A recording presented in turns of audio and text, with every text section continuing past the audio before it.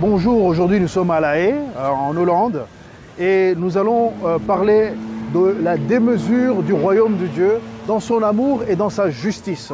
Nous sommes ici devant cet grand hôtel où beaucoup de décisions sont faites très souvent par les grands de ce monde, et nous avons un message assez particulier et c'est pour ça que nous sommes ici. Nous espérons que vous allez prêter attention et que vous allez entendre tout ce qui est à dire ici. Donc, soyez attentifs et écoutez, parce que ce message est pour vous et pour notre saison et pour ce moment.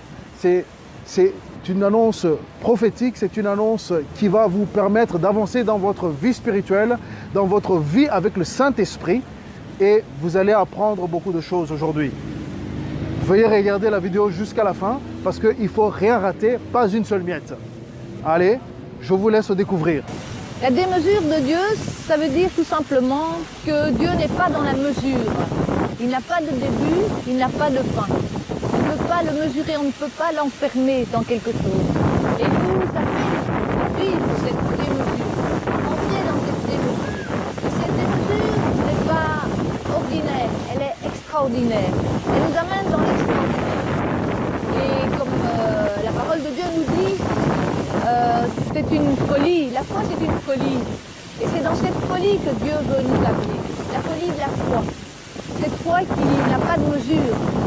Et la foi nous amène dans cet extraordinaire. Quand Jésus est venu et qu'il a rassemblé ses disciples, il nous a montré le partage du pain. C'est aussi là la démesure. Les choses qui se multiplient, qui se démultiplient et qui prennent une mesure qui n'est pas mesurable. Et souvent, nous essayons de le ramener à quelque chose de petit.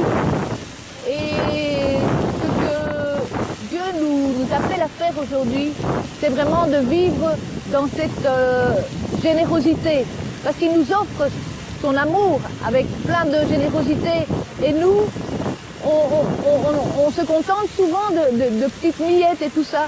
Mais finalement, il a bien d'autres choses à nous faire découvrir, bien d'autres choses à nous faire vivre, bien d'autres choses à nous offrir que ce dont nous nous contentons aujourd'hui. Et c'est vraiment dans ce que je veux exprimer aujourd'hui, c'est vous amener à avoir cette foi de la démesure de Dieu, de vivre cette démesure. Et je vais, la parole aussi en rapport avec tout ça, c'est arrêter. Et sachez que je suis Dieu. Je pense que souvent on oublie qu'il est Dieu, que toute chose a été créée pour lui, par lui et en lui, rien n'est en dehors de lui. Et que ses pensées ne sont pas nos pensées. Souvent nous avons des pensées, on se dit, ça c'est certainement la pensée de Dieu. Mais les pensées de Dieu sont au-dessus de nos pensées. Et ses voix sont au-dessus de nos voix. Vraiment que nous puissions vraiment aussi aspirer à recevoir la pensée de Dieu, qui elle va nous révéler et va nous amener dans cet extraordinaire et dans cette vie qui nous appelle à vivre. Parce que Dieu nous appelle, quand on voit dans Éphésiens, il dit bien, mais si vous saviez la démesure justement de l'appel dans lequel je vous aspire, je vous souhaite, eh bien, je crois qu'on vivrait vraiment notre vie autrement. Je pense qu'on remettrait en question beaucoup de choses qu'on est en train de vivre. Peut-être même notre travail, on se dirait, mais finalement, c'est vrai, pourquoi est-ce que je vis ce travail qui va mettre tellement dans l'ordinaire et qui tous les jours me rappelle ce que la chair a besoin, ce que je dois faire. Alors que Dieu veut vraiment nous sortir de tout ce qui est ordinaire, tout ce qui est charnel, pour nous amener dans une vie avec le Saint-Esprit, qui est vraiment une vie de réjouissance dans la révélation de notre appel. Voilà, je vais donner la parole à Marie-Claudine, afin qu'elle puisse amener des compléments d'enseignement et d'informations concernant la démesure dans le royaume de Dieu.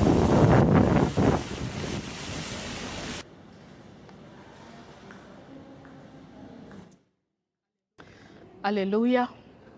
Honneur le louange à l'agneau immolé. Honneur le louange au lion de Juda. Nous voici aujourd'hui, comme ça a été dit, à La Haye, la ville, la forteresse, je dirais même, de la justice, de ce qui symbolise la justice de l'homme, de l'humanité. Tout l'avenir de l'homme est ici au niveau de la justice, je vais dire. Tout ce qui a été décidé dans cette ville, tout ce qui est décidé ici, là où nous sommes même, à cet endroit où je me tiens, dirige le monde. Et voici que le Seigneur notre Dieu, aujourd'hui, il en fait son lieu, puisque il est le créateur et il est l'auteur de ce lieu. Nous allons le voir aujourd'hui. On va commencer par la lecture de ce qui est écrit dans le livre d'Ésaïe, chapitre 45, du 1er au 13e verset. On parle de la démesure, ce qui n'a pas de mesure. Alléluia, pour la gloire de Dieu, nous allons lire. Un homme désigné par l'Éternel, c'est le titre. Voici ce que dit l'Éternel à celui qui a désigné par onction Cyrus, celui qu'il tient par la main droite pour écraser les nations devant lui et pour désarmer des rois, pour ouvrir les portes devant lui, afin que les entrées des villes ne lui soient plus fermées. Je marcherai moi-même devant toi, j'aplanirai les pentes, je mettrai en pièces les portes en bronze, je briserai les verrous en fer.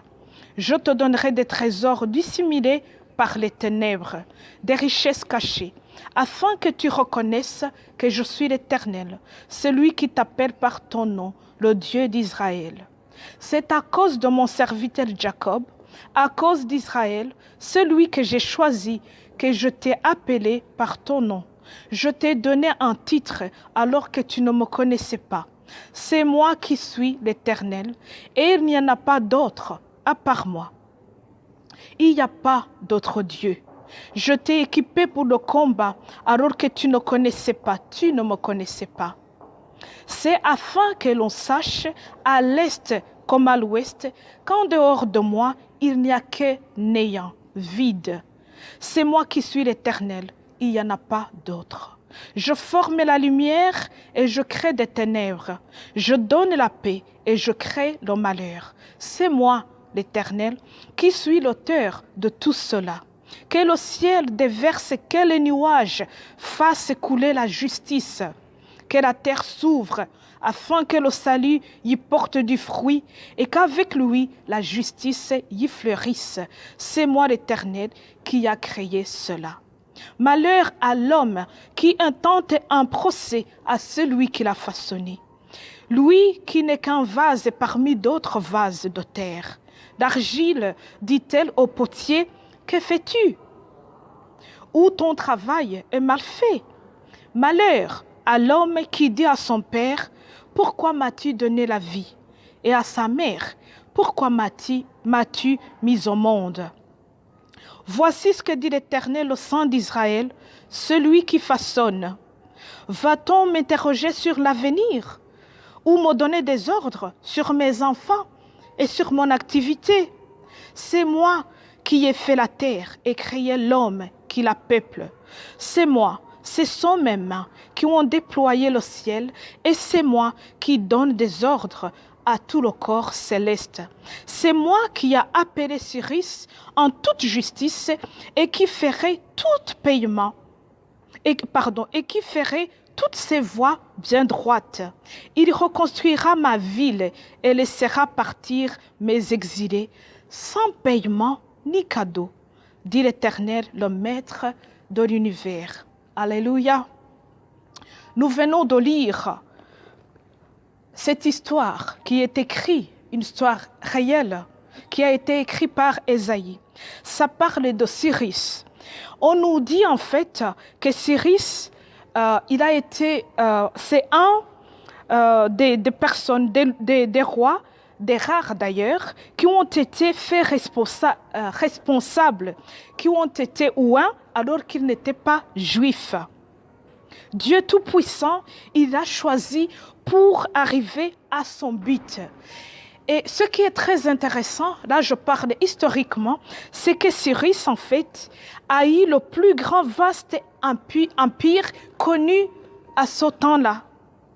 Dieu l'a donc choisi pour qu'il puisse permettre à la ville de Jérusalem à se reconstruire et pour que les exilés soient libérés sans attendre rien en retour. Cyrus a été au service du Seigneur et comme ça a été dit à la fin, il n'attendait ni paiement ni cadeau.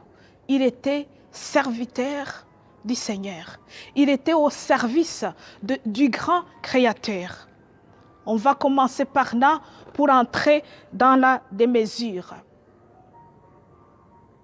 Nous avons été choisis, nous avons été appelés, vous avez été appelés pour être au service de ce grand justicier. Lui qui appelle et qui révèle toutes choses, lui qui détermine, lui qui tient tout l'avenir de l'humanité entre ses mains, puisque c'est lui qui l'a créé. Lui qui est le Père de l'être humain. Lui qui a créé l'esprit que nous sommes un corps. Lui qui nous a engendrés. Lui qui nous a donné ce qu'il est. Lui qui nous a fait cohéritiers avec le Seigneur. Notre Seigneur Jésus-Christ que je parle. Et aujourd'hui alors, comme Cyrus a été envoyé, il n'avait pas été oint. Et là, je vais m'adresser à mes frères et sœurs qui viennent d'ailleurs, plus précisément qui viennent de l'Afrique noire. Vous trouvez, vous avez quitté vos pays et le Seigneur a permis que vous soyez dans cette Europe. Il vous a envoyé en tant que Cyrus. Vous n'aviez pas été loin pour ça. Mais nous sommes ici. Je me tiens ici à La Haye. Je me tiens ici, là où toute la justice, toutes les lois sont scellées, pour proclamer qu'il y a le plus grand justicier, qu'il y a plus grand que ce qui est fait par les hommes. Le Seigneur, mon Dieu, ne m'a pas fait venir de mon Rwanda natal pour que je vienne chercher des cadeaux, des paiements, des récompenses, pour que je vienne me délecter, pour que je vienne passer les vacances, pour que je vienne savourer la bonne cuisine. J'en profite.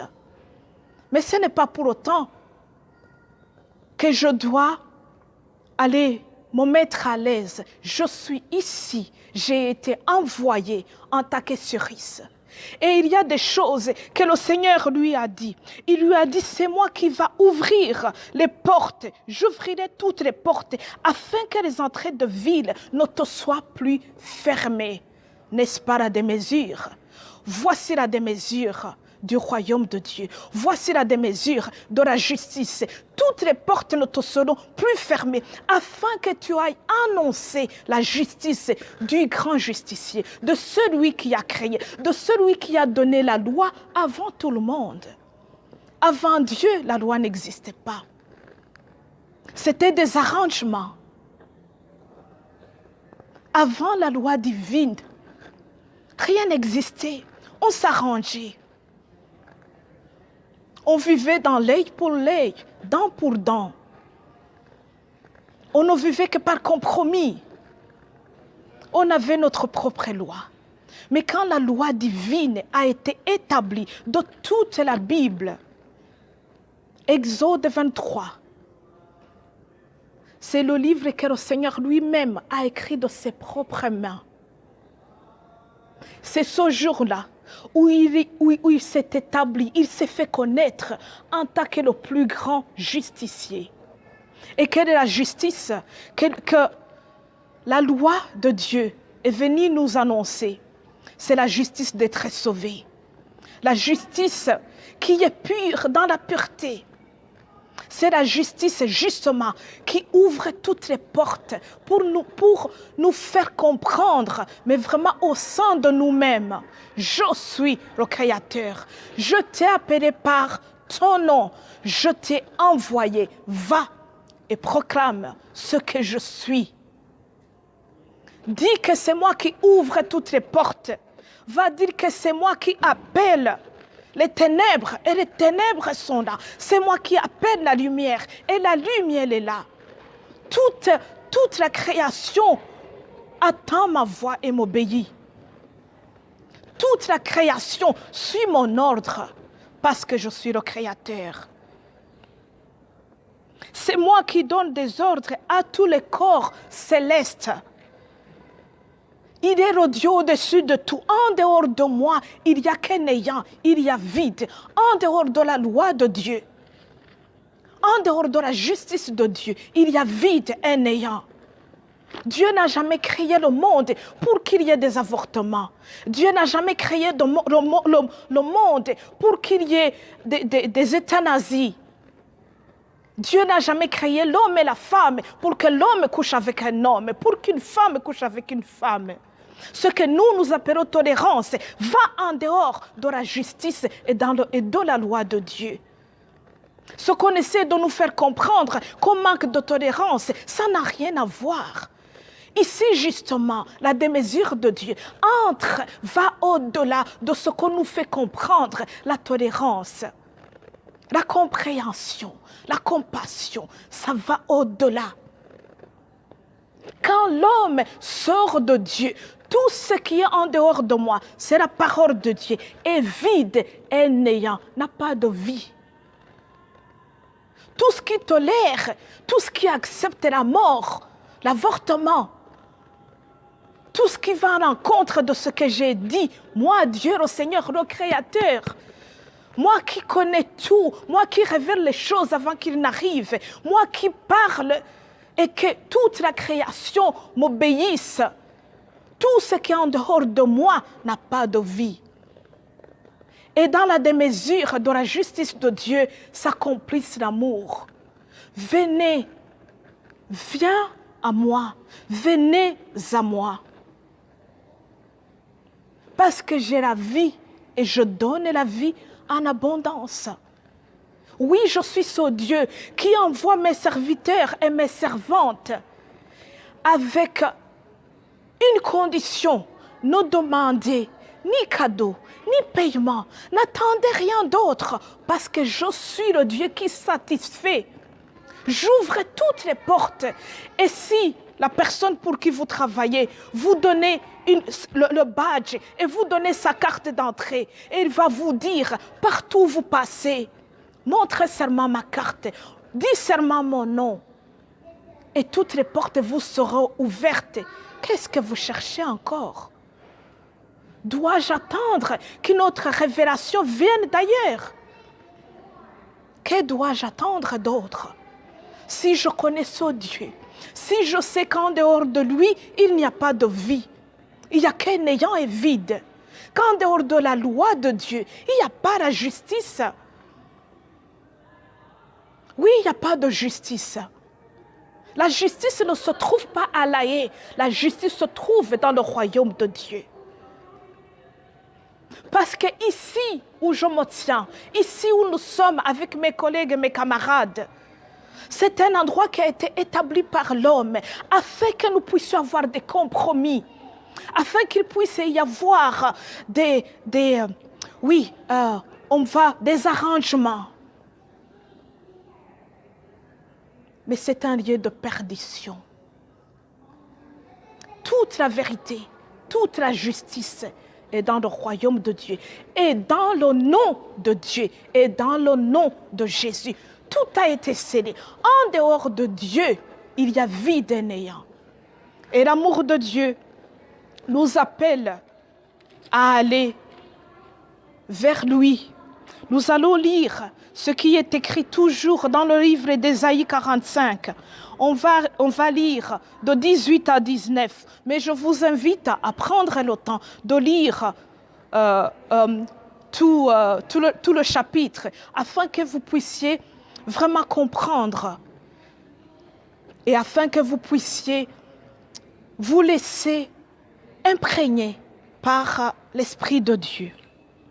Je vais lire au nom de Jésus En effet, voici ce que dit l'Éternel, le Créateur du ciel, le seul Dieu qui a façonné la terre, l'a faite et l'a affermie, qui l'a créée pour qu'elle ne soit pas déserte, qui l'a formée pour qu'elle soit habitée. C'est moi qui suis l'Éternel, et il n'y a pas d'autre. Je n'ai pas parlé en cachette, dans un recoin ténébreux de la terre. Je n'ai pas dit à la descendance de Jacob, cherchez-moi dans le vide.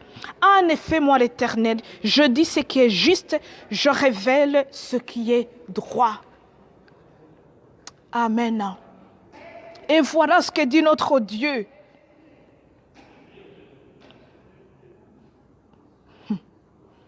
Alléluia. Je n'ai pas créé cette terre pour qu'elle soit déserte, pour qu'il y ait des enfants tués gratuitement, sans raison, pour que dès qu'on commence à entrer dans ce qu'on appelle troisième âge, on a de solutions de fin de vie, sans raison, pour que le monde que j'ai créé soit déserte, sans raison, pour qu'il y ait l'injustice, sans raison. Je l'ai formée pour qu'elle soit habitée. Habitée. Pour que mon nom soit loué. Pour que mon nom soit glorifié. Pour que la vie de ma création soit louange et adoration. Je n'ai pas parlé en cachette dans un recoin ténébreux de la terre. Oui, notre Dieu, c'est une évidence. Il n'a pas été se cacher à un endroit où on ne voit pas. Il n'a pas été parlé. Dieu ne nous a pas envoyés. Dieu ne m'a pas envoyé pour que j'aille parler dans un endroit ténébreux, dans un endroit où il n'y a pas de lumière, dans un endroit caché où on ne connaît pas. Non. Il a demandé que nous soyons venus, que nous venions ici afin qu'il puisse parler. Vous savez, on peut sortir de cette grande hôtel qui nous a reçus et être menotté à la porte. Mais le Seigneur a parlé. Il ouvre toutes les portes. Toutes les portes. En dehors de lui, il n'y a pas de vie. Il a tout formé, tout affermi et tout scellé en lui. Et tout a été scellé par l'Esprit de Dieu et dans le nom de Jésus. C'est pour cela qu'il ne se cache pas, parce qu'il n'a pas peur de personne. Et ses envoyés pareils, ceux qui sont vus comme les non-ouins, ceux qui sont vus comme les non-juifs, ceux qui ne sont appelés ni pasteurs, ni apôtres, ni quoi que ce soit, ni prêtres, ni exorcistes, ni gens de grande qualité. Ces gens-là sont envoyés. Le Seigneur les a envoyés. Et il a demandé, il les a oints lui-même. Et il a étendu leur territoire. Il a ouvert toutes les portes afin que rien ne leur soit fermé. Afin que leur territoire soit le plus grand que de toutes les nations. On va se rappeler de Cyrus. C'est pour cela qu'on parle de lui. Et Cyrus, de cette étendue-là, il avait le territoire des Assyriens et le territoire des Babyloniens. Rares ont été ceux qui ont pu faire ce que lui, il a fait. Le Seigneur a parlé et il a suivi ce que le Seigneur a dit. Et nous faisons pareil. Il est le même. Aujourd'hui, hier et demain, il sera le même. Il a le même langage. C'est un Dieu qui ne change pas. C'est un Dieu qui n'envoie pas différemment. C'est un Dieu qui choisit ce qui ne pouvait pas être choisi au vu des hommes. C'est un Dieu qui va parler de sa justice, là où il y a la justice humaine, afin qu'il rétablisse les choses, qu'il remette les choses à l'ordre. Mais il a besoin de vous, il a besoin de moi, il a besoin de nous, afin que nous puissions parler. Il a besoin de votre audace. Il a besoin du don qu'il a mis en vous afin que vous puissiez parler. Oui, vous êtes capable de vous lever. Oui, vous êtes capable d'écrire. Ceux qui ne savent pas parler savent écrire. vous êtes capable de raconter ce qu'il a fait dans votre vie. Comment la démesure de son amour, la démesure de sa justice vous a sauvé des ténèbres. On est pauvre pécheur, je suis pauvre pécheur, mais l'amour de Dieu me sauve. Le sang de l'agneau a coulé pour moi, pour que je sois debout. Ce sang de l'agneau qui a coulé une seule fois, mais il est donné d'une façon qui ne s'arrête pas jusqu'à l'avènement de Christ dans sa gloire pour établir le règne de notre Père. C'est pour cela qu'on est debout. Ce n'est pas parce qu'on est des saints, des saintes, façon de parler. Mais on est habité, on est affermi et on est au service de Dieu.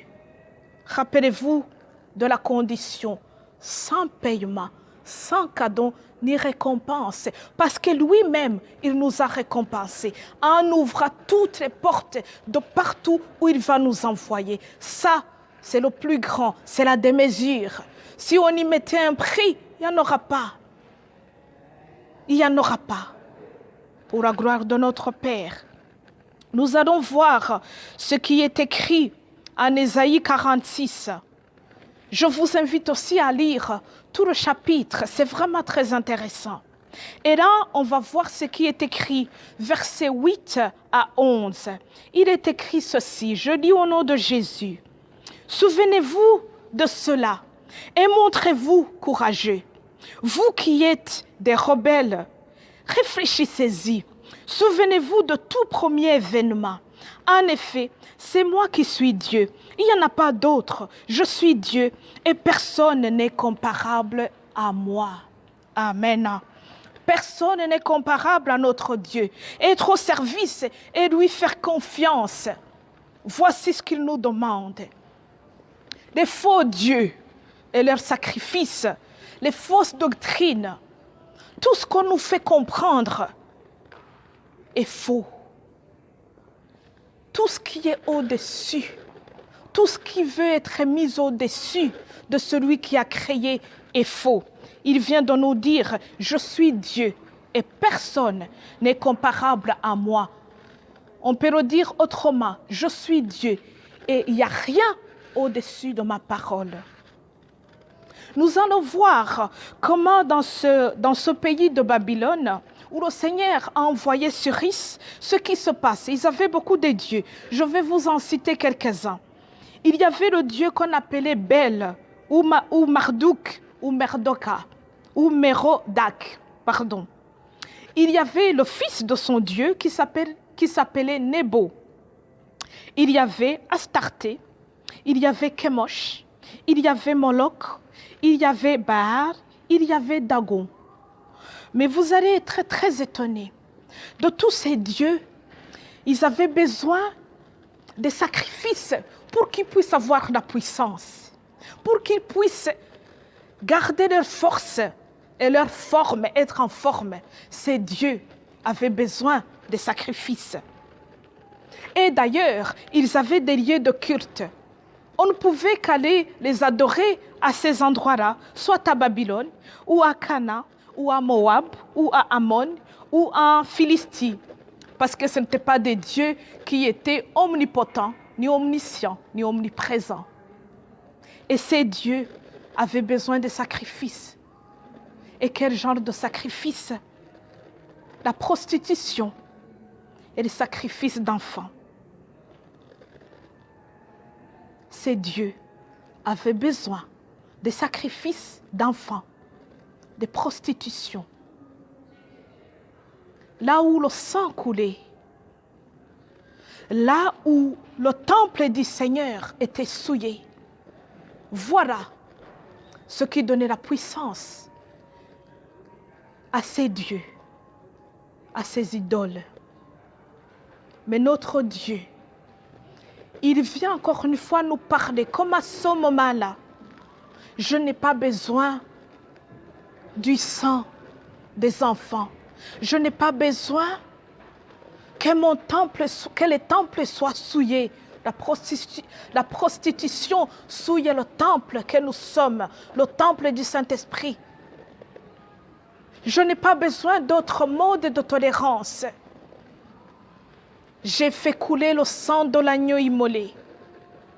J'ai appelé, j'ai donné mon Fils unique, afin que vous soyez sauvés et acceptez le salut que mon Fils a apporté dans le monde. Je n'ai plus besoin de sacrifices. Je n'ai pas besoin d'autre chose. Vos pères ont fait des sacrifices selon les traditions, jusqu'à ce que j'ai dit stop.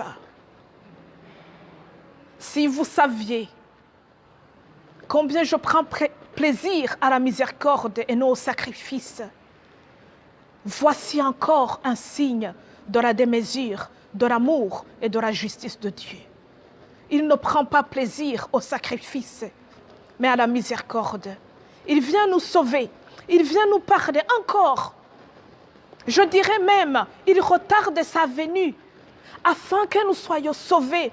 Nous ne soyons pas perdus. Perdus avec tout ce que nous sommes en train de vivre actuellement. Perdus dans des formes de tolérance. Perdus dans des formes d'idolâtrie. Perdus dans des formes de fausses doctrines. Et notre Dieu nous appelle. Notre Dieu est en train de t'appeler. Il est en train de frapper à ton cœur. Il est en train de te parler au fond de toi.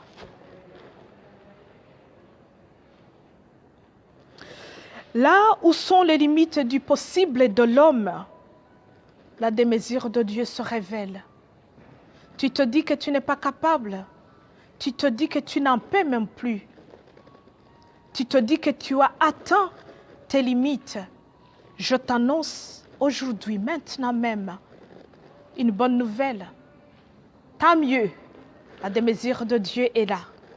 Il vient pour t'affermir, te relever et t'ouvrir toutes les portes afin que tu ailles proclamer son amour, sa miséricorde, sa justice, afin que tu puisses vivre, que vous puissiez vivre, que nous puissions vivre tous ensemble ce qui est écrit en Matthieu 5.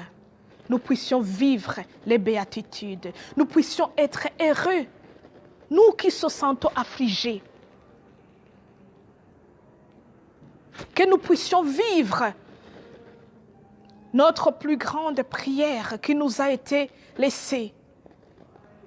Que ton règne vienne, que ta volonté soit faite, que nous puissions vivre la profondeur de la vraie prière, que ma joie soit complète, que ta victoire soit proclamée, que ta justice vienne, que ton nom soit établi. Là où il y a des grands, là où la grandeur de l'homme est montrée, viens montrer qu'en dehors de toi, il y a vide et néant. En dehors de toi, il y a la mort des enfants innocents. Il y a la mort des personnes innocentes. En dehors de toi, il y a l'injustice. En dehors de toi, il n'y a pas de miséricorde. Il n'y a pas de bonté. Il n'y a rien. En dehors de toi, il y a vide et néant. Comme cette grande salle. Comme cette grande salle. Quelle beauté du travail de l'homme. Mais quelle perdition de l'homme. Quelle grandeur de l'homme. Mais quel dommage que l'homme a oublié qui a façonné ce qu'il est. Quel dommage que l'homme a oublié qu'il est esprit, qui est dirigé par le plus grand des esprits, qui est l'Esprit de Dieu.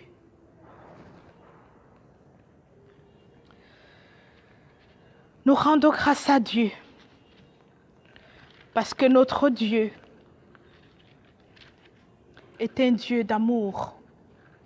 Notre Dieu est un Dieu de la démesure. On ne peut pas mesurer sa bonté. On ne peut pas mesurer sa puissance. On ne peut pas mesurer ce qu'il fait. Ne pas connaître notre Dieu, c'est rester dans le monde extérieur. C'est de ne pas venir dans le monde intérieur. C'est de ne pas venir en lui. C'est vraiment de ne pas passer même de ce monde intérieur au monde spirituel. Et comme notre Dieu est un Dieu de gloire en gloire, c'est même de ne pas passer du monde spirituel au monde du Saint-Esprit. Parce que le monde spirituel est différent du monde du Saint-Esprit. Alléluia, nous rendons grâce à Dieu. Nous rendons grâce à Dieu. Le monde spirituel est différent du monde du Saint-Esprit. Dans le monde du Saint-Esprit, il y a la démesure, ce qui nous dépasse complètement.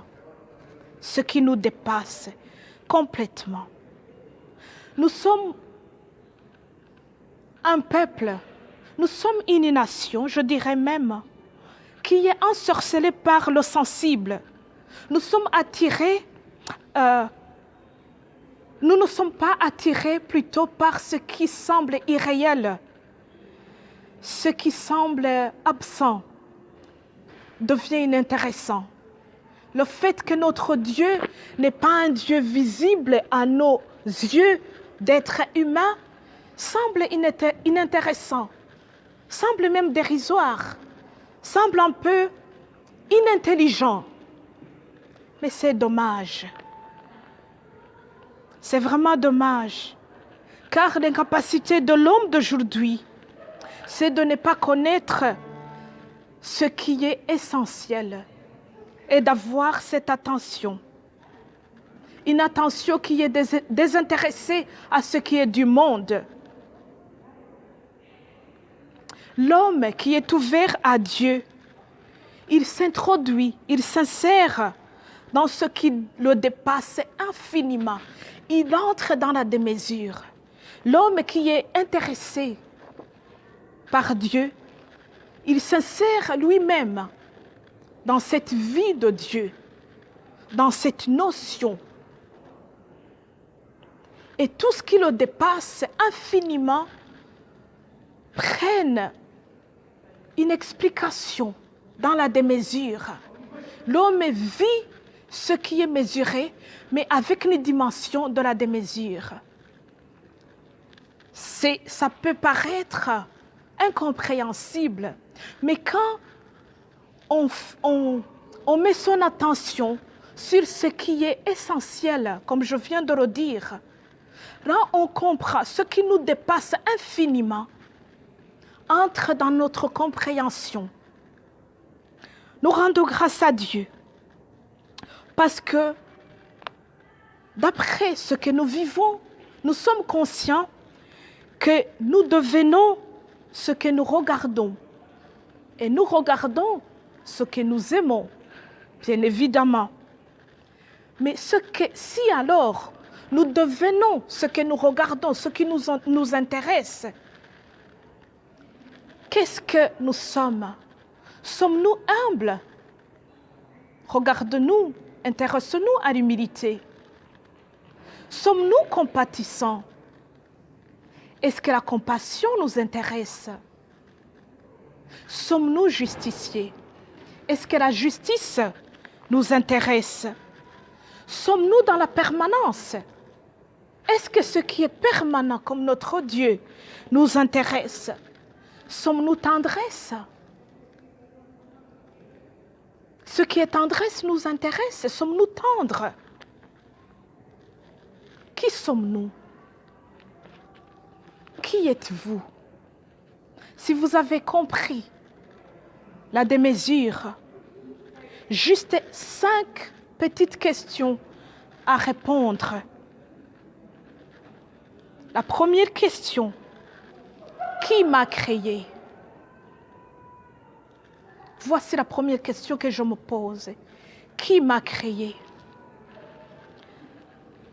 La deuxième question, qui assure mon avenir? À nous de répondre à toutes ces questions. La troisième question, qui est-ce que je place ou c'est quoi que je place en premier? C'est où que je place ma confiance? En qui je place ma confiance en premier ou en quoi place-je ma confiance en premier? Quatrième question. En qui est-ce que je m'adresse pour connaître la vérité suprême? En qui est-ce que je m'adresse quand je vais connaître la vérité suprême? Cinquième question. Vers quoi ou vers qui je me tourne pour obtenir la joie, la sécurité et la justice?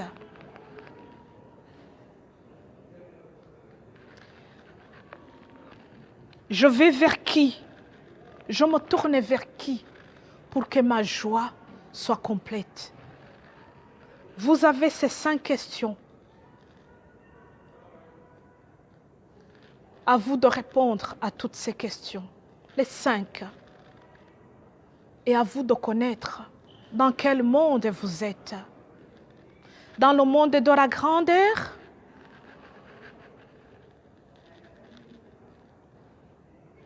dans le monde de ce qui nous attire, ou dans le monde de ce qui n'est pas visible, mais qui est réel, véritable. Les idoles bénéficient d'une publicité mensongère. On les associe très souvent de belles promesses. Et d'ailleurs, c'est ce qu'ils montrent, de belles promesses. Mais ils sont incapables de tenir leurs promesses. La justice de la haie n'a pas pu tenir sa promesse. Les guerres partout, les fratricides partout, les meurtres partout, les innocents en prison, les innocents tués. Des sacrifices continuent d'être donnés. La grandeur de l'homme n'a pas pu tenir sa promesse. Mais notre Dieu, il tient sa parole. Il nous appelle à être ses témoins. Lorsque nous parlons de notre foi, à ce qui ne trouve aucun sens ou aucun intérêt à ce que nous faisons, gardons espoir à notre Dieu. Gardons espoir dans l'amour de la démesure. Dieu ne fait pas des promesses creuses, des promesses vides. Dieu existe vraiment. Et la vie avec lui est la meilleure possible. Demandons-lui de nous donner le courage de témoigner de cette réalité, de cette vérité autour de nous. Il est le seul capable de dire une chose et de tenir sa promesse. Sa parole ne change pas. Tout peut changer, tout. Mais sa parole demeure. Et il est fidèle à sa parole. Il a donné son esprit en gage de sa parole. Comprenez ce que cela veut dire. Passons de ce qui est de l'homme, l'incapacité dans la grandeur, ou la grandeur dans l'incapacité. Entrons, acceptons la démesure du royaume de Dieu. Seul le royaume de Dieu pourra nous sauver. Seule la compréhension, la proclamation, la propagation, seul le fait de parler du royaume de Dieu sauvera l'humanité. J'en suis témoin. J'en suis témoin. Honneur le louange à l'agneau immolé, honneur le louange au lion de Juda, honneur le louange à la grandeur de notre Dieu, qui tient toujours et encore toutes ses promesses.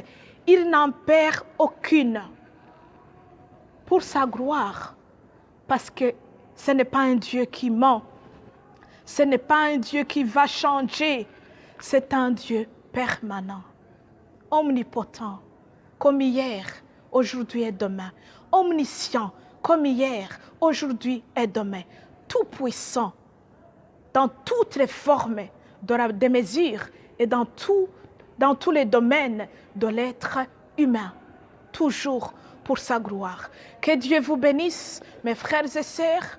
Je vous invite vraiment à prendre le temps de regarder autour de vous, de regarder en vous-même et de comprendre ce que c'est la démesure de notre Dieu. On est le louange à notre Seigneur. On est le louange à notre Dieu. Gloire, gloire à notre Seigneur. Amen. Vous venez d'entendre un message interpellant, un message sur la justice de Dieu, la démesure de Dieu. Et dans le royaume de Dieu, c'est différent que dans le royaume de ce monde ou bien dans le système de ce monde. La justice de ce monde n'est pas la justice de Dieu. La justice de ce monde ne peut pas satisfaire la soif de justice des hommes. La justice de ce monde ne peut pas vous amener à être satisfait dans votre vie. Par contre, la justice de Dieu est parfaite et elle libère complètement. Elle libère de tes péchés, elle libère de toute chose qui accable ton âme. Jésus, il a dit, venez à moi vous tous qui êtes chargés, et afin qu'il puisse prendre votre fardeau. Son joug à lui, il est doux. C'est pas comme le joug du système de ce monde, où tu te lèves de lundi à vendredi, à dimanche, et tu es stressé, et tout ça. Ça, c'est ce que produit ce monde. Mais la justice de Dieu, elle libère, elle donne la joie, la paix et justement, elle amène à une connaissance de Dieu. La justice est un pilier dans le royaume de Dieu. Dieu est juste. Alors, ce royaume de justice, est-ce que vous pouvez dire que vous en faites partie? Ce royaume de justice, est-ce que vous pouvez dire que vous en faites partie? Si vous ne faites pas partie du royaume de Dieu, vous pouvez y rentrer. C'est une chose simple de parler à Dieu. Il suffit de faire une courte prière. Une prière qui annonce où vous étiez et où vous voulez aller. Une prière qui dit votre état. Parce que vous êtes vous-même injuste. Vous avez été injuste une fois dans votre vie. Vous n'avez pas été égal à la justice de Dieu. Mais lui, il a pourvu Jésus-Christ afin que vous puissiez être juste en lui. Alors, je vous invite à faire cette prière afin que vous puissiez rentrer dans ce royaume et être citoyen du royaume de Dieu.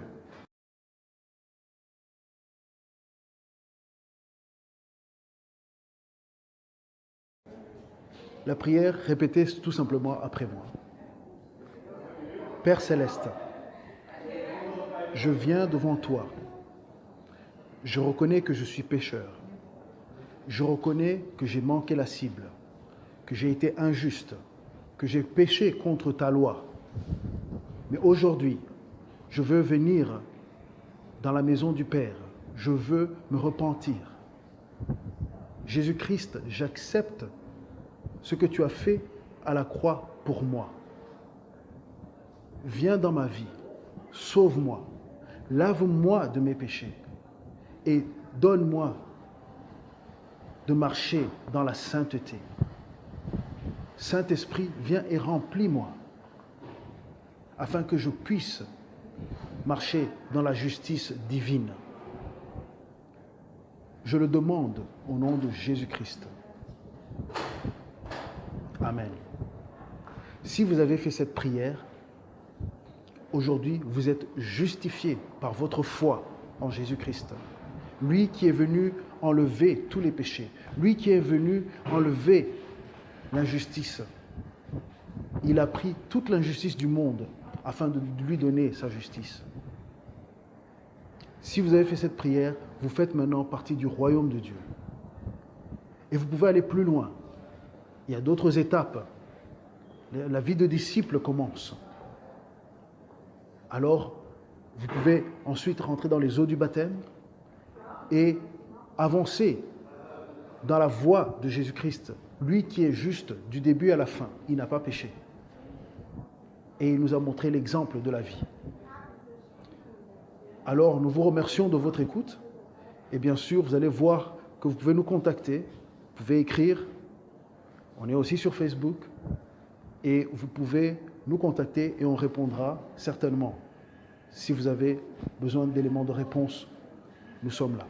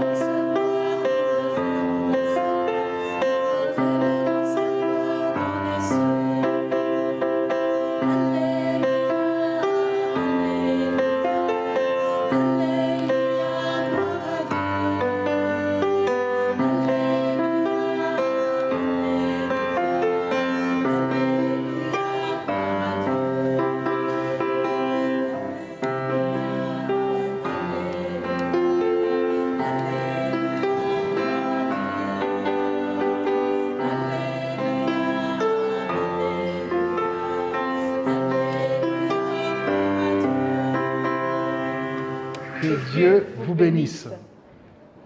À bientôt.